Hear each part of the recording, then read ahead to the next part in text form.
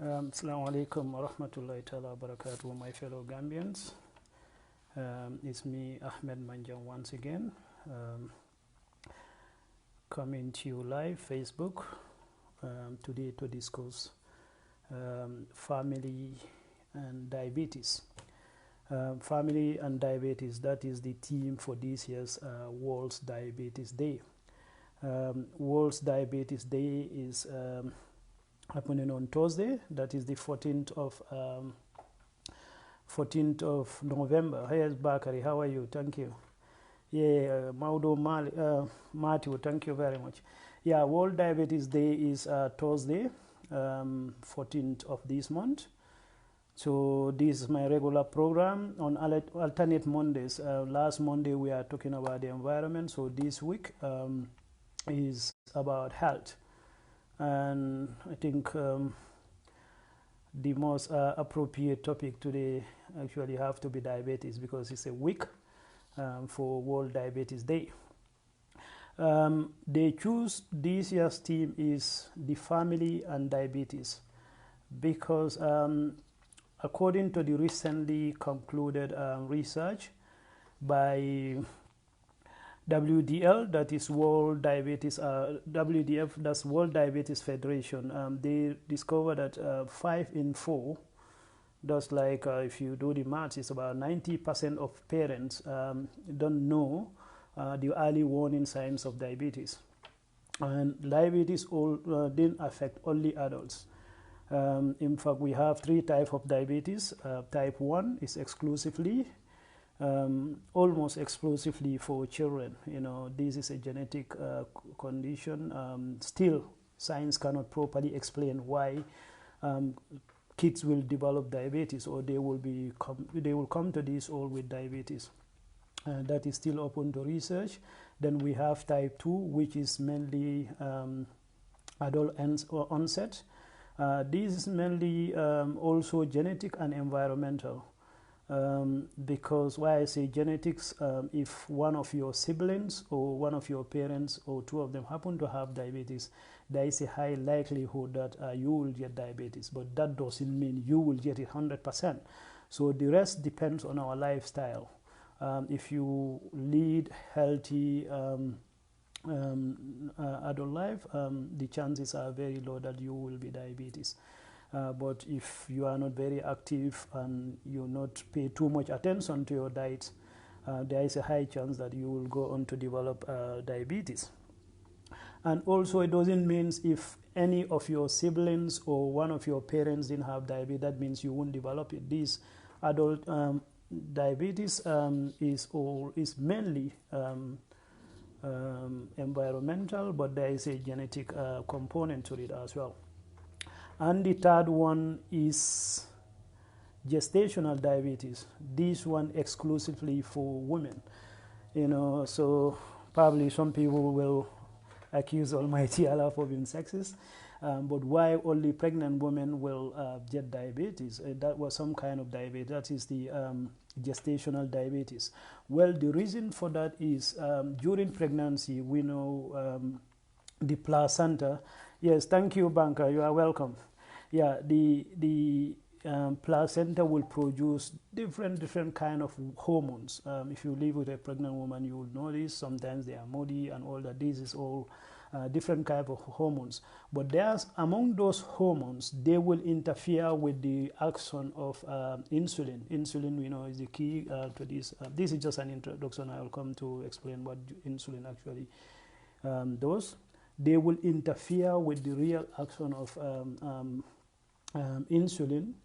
So if like you are concentrating on something and somebody comes to distract you, of course you will lose track of what you are doing. So this is what happens during pregnancy. You have all these area of hormones, you know, try to keep the pregnancy going, but at the same time also they occupy certain places which is only for the insulin. So what happened, the mother, there will be a buildup of sugar in her bloodstream, and that is Gestational diabetes, unfortunately, is only pregnant women, and it's mainly women above the age of 25, according to research. That doesn't also exclusively means women who are under 25 years old cannot develop gestational diabetes. So to be on the safe side, once you are pregnant after the third trimester, you should go and check your blood sugar level, and if it's happened to be high, you can try to do something about that. It's been a little bit active, and also eat the right thing. Yeah, thank you, Pa. Thank you very much for coming in. You are welcome. Okay, now I'm going to start the discussion. This shouldn't go beyond 30 minutes, not to bore you. Okay, first, what is diabetes? When we say somebody have diabetes, what does it mean? Diabetes is a condition in which the body cannot properly process food to use energy. We have to remember sugar to us is like petrol to cars. If there is no petrol in the car, it won't move. So if there is no sugar in our cells, we cannot do anything, and also vital metabolism will stop. But that's how important sugar is to us. But if we have excess of it in our bloodstream, it have nothing to do in the bloodstream. The sugar we have to go into the cells. That's where they can do their cells. They can do their work. But if they stay in the bloodstream, that's where the diabetic condition set in, and that's where the problem is. Okay, still in the description of what diabetes is. Most food is turned into glucose sugar for our bodies to use as energy. And the pancreas make insulin to help that sugar or glucose get into the cells of the body. Okay, most food we eat, especially in the Gambia, I have to stress this. Most food, our diet is mainly based on carbohydrates. And mainly they are bad carbohydrates. That's the white one. We have the white rice. We have the white bread. We have the flour. It's everywhere. So this is what we eat 24/7. And this all is like sugar. You have the complex sugar. Then once it's inside your body, your body will break it down into glucose molecules. So this is a problem in the Gambia. If you eat like too much sugar, you are very active. Your body will use that, and it breaks it down. You don't have a problem. But if you eat, if your intake of glucose, that is sugar, any form of sugar, that is the rice, that's the flour, that is the bread, and all that, and you are not that very much active, that means you have an excess inside your bloodstream. If the glucose can get into your cells, that's the solid component of the blood, that's not a problem, because that's where they are needed. But if they stay in the bloodstream, this is what diabetes is all about. So why diabetes? We have this hormone which is produced by our pancreas. There is a small section in the pancreas called islet of Langerhans. I don't know what how that name come about, but it's very fanciful. Islet of Langerhans. That's where the insulin is produced. So insulin, to simplify it, it acts as a vehicle. It will go inside your bloodstream, look out for sugar, and pick them up and get them inside your cells. That's where metabolism takes place. That's where energy is being utilized to build vital organs like tissues and also proteins. Building of protein is all depend on this energy. So if that insulin is insufficient or is not produced at all, this is where diabetes comes from. Or if its function is somehow inhibited, like in the time of pregnancy, we have all these hormones. Okay, section 2 of what diabetes. Diabetes causes your body to either not take enough insulin or not to be able to use its own insulin the right way, which causes sugar from food and drinks to build up in the bloodstream, and that is dangerous for your health. And there are 3 types of diabetes. We have type 1 diabetes, we have type 2 diabetes, and we have gestational diabetes. Type 1 diabetes is exclusively for children. This one, nobody knows why, but we believe it is genetic. We believe it is genetic. There is an underlying genetic conditions, and why children will have type 1 diabetes. I will explain type 1 diabetes little bit, why we can have type 1 diabetes, and there are a lot of other illnesses which similar to how type 1 diabetes come into being. Our bodies, they have these cells called immune cells. These are like the body's soldiers or the security service of the body. That's the immune system. And immune system work in the same principle our security services work. Immune system have the intelligence services like the cytokines. They are there just for collecting intelligence for the body's defense system. That if there is you are infected with something, it is these cytokines that will detect it first and tell the central command that, well, there are invaders, you need to act. Then the white blood cell will rush in and do their business. They are kind of white blood cells. Some of them are they will only confine it and munch them. But some of them will develop another very, very clever strategy. That is, they will recognize the infectious agent and then multiply. And once they are multiplied, they recognize that particular infections. Next time you are infected with similar kind of bacteria or viruses, they will recognize it, and in that time, the response is decisive and very, very powerful.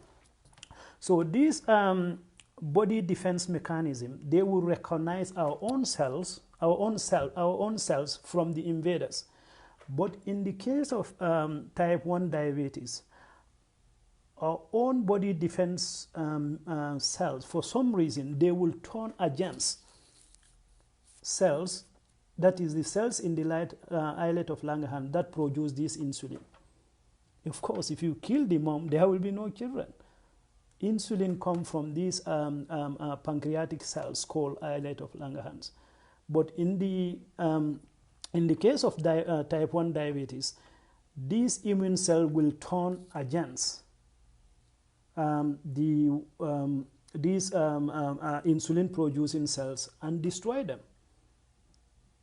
So that's why there will be no insulin, and that's why in type 1 diabetes there is nothing like medication. You have to rely on daily intake of insulin, because the problem is insulin cannot be produced, or the amount that is being produced is not enough. So you have to take a supplement of insulin to keep going on a daily basis. So that's type 1 diabetes. But type 2 diabetes, that is adult onset. You develop it during adult stage.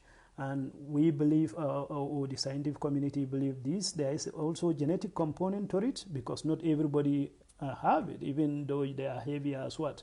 But why we believe there is a genetic component to it, because most of the time, if one of your siblings or one of your parents or both your parents have diabetes, the likelihood of children getting diabetes is very high. This is where the link is. But the main part, beside the genetic component, there is the environmental component. That is the lifestyle we lead, especially in our adult life.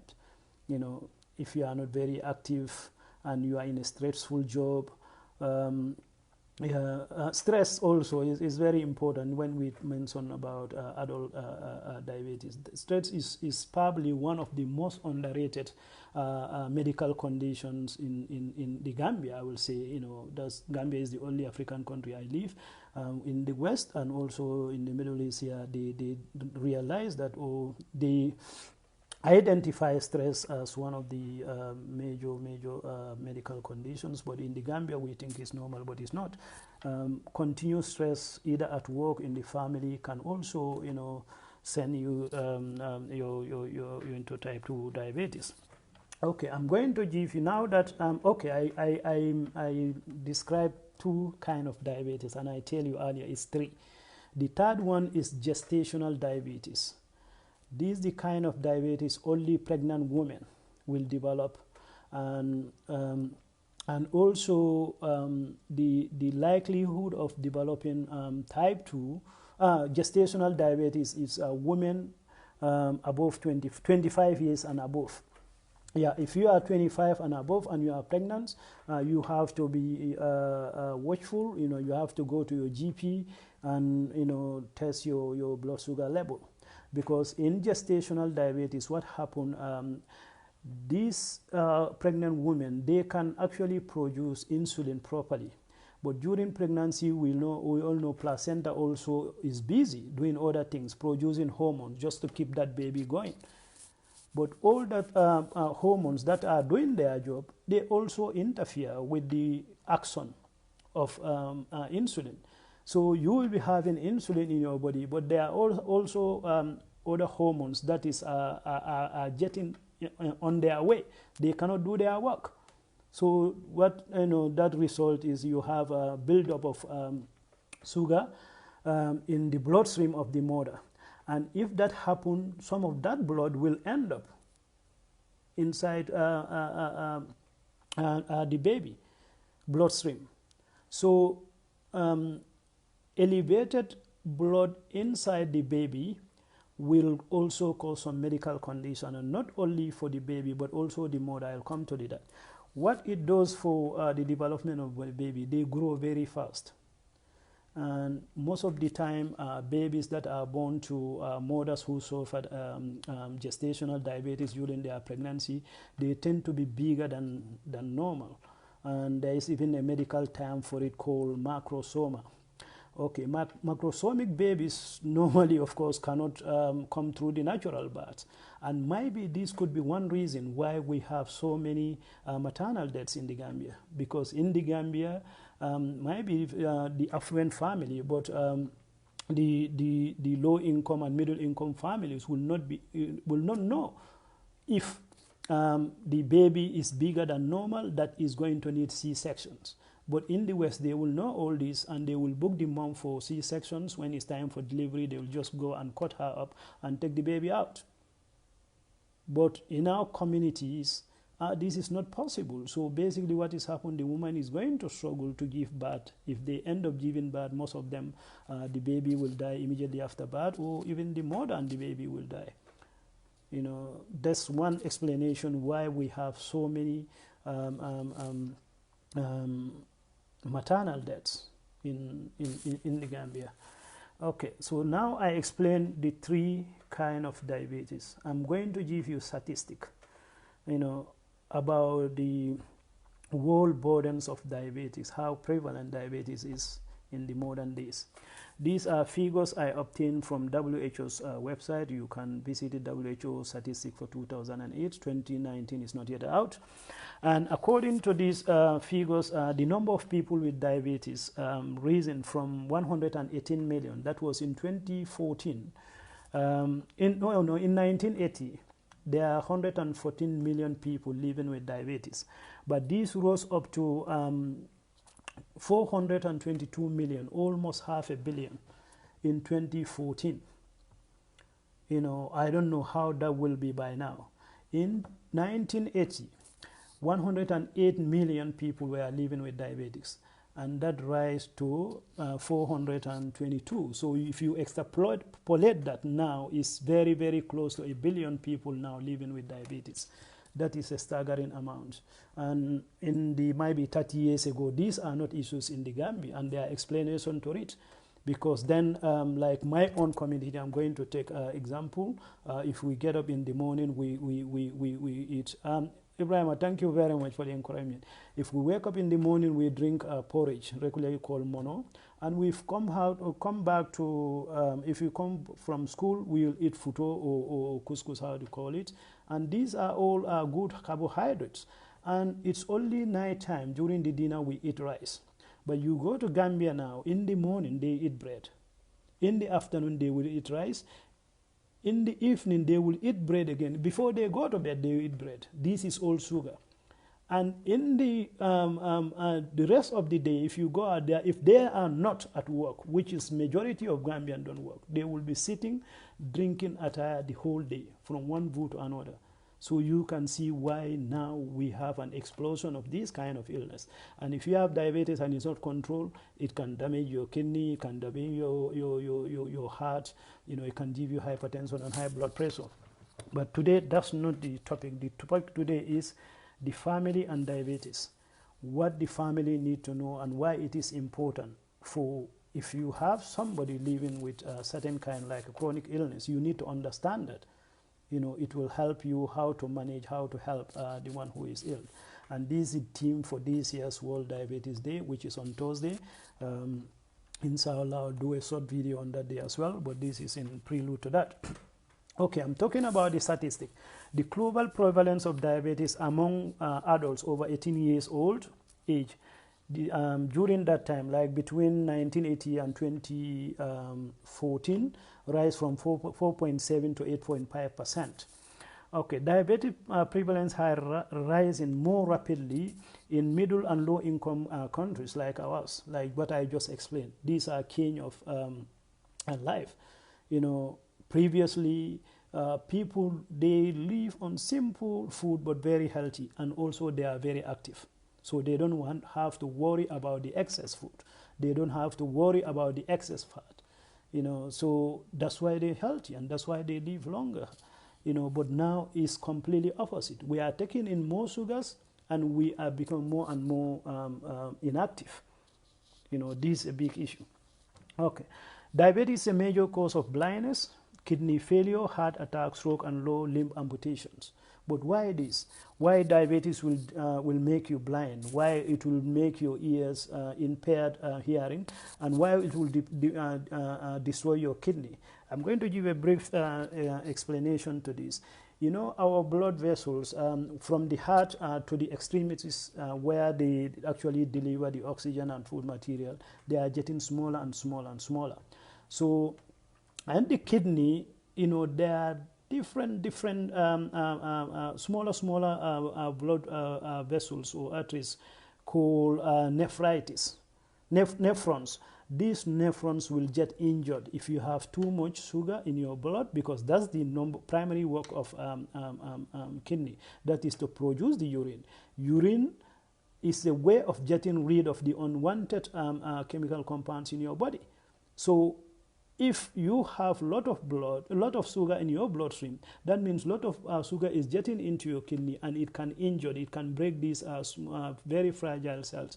So eventually the blood supply to those vital organs will be limited, and that's where the cell necrosis occur and they will die. And also it can even cause you sexual impotence, because again, this is the blood supply to these places are very, very high, and they are very fragile arteries around those ends. So a lot of sugar in your bloodstream will get in there and damage it. And the same thing can happen to the heart muscles and also the lower limbs, like the feet. That's why when you're diabetic, you need to cover your feet all the time, so that you don't get any kind of injury in your feet, because the blood supply to those injuries are very, very limited, and it's very, very difficult to heal. Okay, so still on the statistic, and in 2016, an estimated 1.6 million died, directly as a result of diabetes. In 2016, 1.6 million died directly from diabetes complicated illnesses, and another 2.2 million died because of the diabetes they have that give them hypertension. Okay, so, and most of these deaths, almost half of them, these deaths as rate of diabetes, happen before the age of 70. And if you are healthy now, 70, they will tell you 70 is the new 50. I'm not sure how true is that. Or the 70 is new 40 if you go to ambitious places like the Western world. Okay, but there is a good news about diabetes. The name will frighten people. Oh, somebody have a diabetes.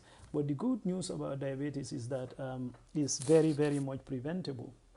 You can alleviate the symptoms by just developing a healthy lifestyle. That is your diet. You have to watch your diet, and regular physical exercise. And when I say regular physical exercise, I don't mean you have to go running 10 miles every day. No, 30 minutes. This is a well-established result. 30 minutes brisk walk on daily, 4 times in a week. is considered as a normal a regular physical exercise. And also maintain local body weight. If you can